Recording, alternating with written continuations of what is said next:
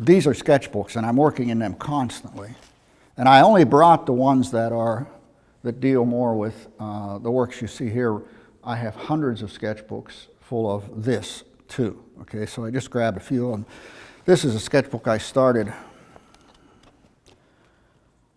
on 6/14, so that'd be the 14th of June, and I finished it on 8/14. Okay, and I'm just going through here, and I'm not picture making. You know, I'm just making marks. You know, and I could make them as I'm talking to you. You know, and I'm thinking of that one of the thing I picked up out in the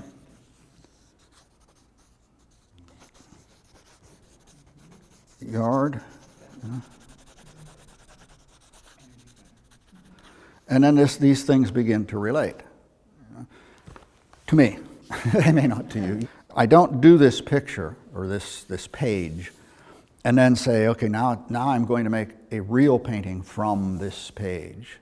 Like when you play the scales, it's not like you play the scales and then say, now how can I make a song out of that? No, it's the whole process of what I went through in this sketchbook.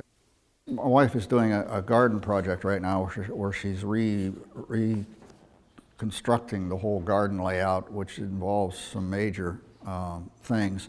Replanting, digging up and moving, and digging deeper to put like a sitting area in.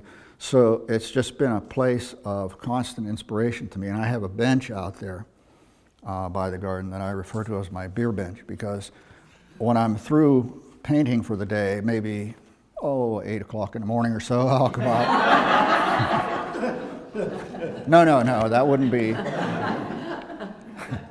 No, like 4:30, 5 o'clock when I quit painting, I indulge myself with a good beer, and I'll take, if it's nice, I'll go out on my beer bench and I'll just sit there, and I'll sometimes have the book, sometimes not, and I just begin to sketch and draw. And these colors, this whole color scheme just came from that September kind of feeling in the garden, and the light. You know, the beautiful colors, although I don't mean these aren't beautiful, but the bright colors and so on, they're diminishing now, or going, and it's sort of like, you know, the cicada has sung its song now, you know, and done what it's supposed to do, and everything is retreating back in for the big sleep or whatever, you know. So that's the most recent thing I've been doing. And then here, this is an entire sketchbook. The sketchbook preceded a series of paintings called Rama in Exile.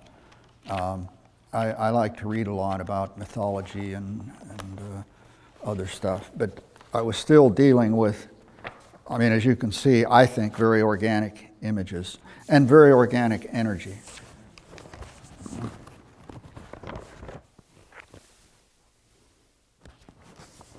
But I sometimes will do sketches like this in a spot. There's a series of small paintings in there called Wolf Creek series. And I did those from a sketchbook that I took to Wolf Creek, which I have also taken sketchbooks to and done paintings like this. Okay, but I sat there and I filled the whole sketchbook in a matter of just a couple of hours. And I only took indigo watercolor with me. And when I got back, I looked through that sketchbook, and that sketchbook was not about Wolf Creek. When I sat there making those sketches, it was not sketches of Wolf Creek. It was sketches from Wolf Creek. They were made in that spot.